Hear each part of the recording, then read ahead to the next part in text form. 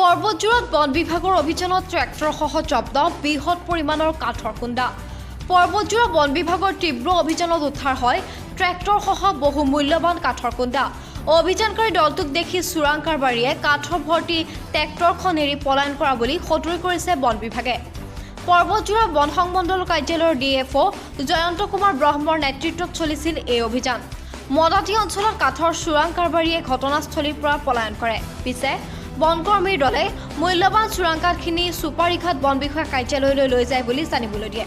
আনহাতে পৰ্বতজোৰা বন সংমণ্ডল কাৰ্যালয়ৰ অন্তৰ্গত মদাতি অঞ্চলত দীৰ্ঘদিন ধৰি চলি আহিছিল চোৰাং বেহা বেপাৰ।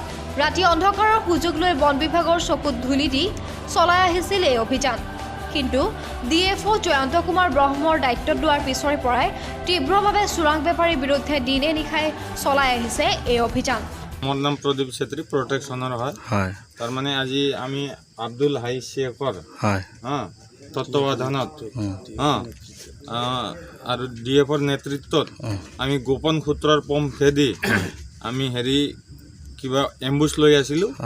তাতে ট্ৰেক্টৰখন ধৰা পালোঁ। এই ধৰি এতিয়া আমি ডিভিজনত লৈ যাম। ট্ৰেক্টৰৰ কোনো চালক কিবা আপোনালোকে চালক নাই, ট্ৰেক্টৰৰ চালক নাই। আমি হাজিৰা কৰি ট্ৰেক্টৰৰ চালকক লৈ আহিছোঁ। এতিয়া ট্ৰেক্টৰৰ চালকক আমিহে পইচা দিব লাগিব। এতিয়া তাক আমি এৰি দিব লাগিব। আমি দেখিবলৈ পাইছোঁ ট্ৰেক্টৰখন নাম্বাৰবিহীন ট্ৰেক্টৰ। নাম্বাৰবিহীন ট্ৰেক্টৰৰ চালক পলাইছে অলৰেডি। আৰু হাজিৰা কৰি এটা ট্ৰেক্টৰ টানি আনিলোঁ। চাবিটো পালোঁ, কিন্তু ড্ৰাইভাৰ নাই। পৰ্বতজোৰাৰ পৰা ইমান আলী শেখৰৰ ৰিপৰ্ট NEZ নিউজ।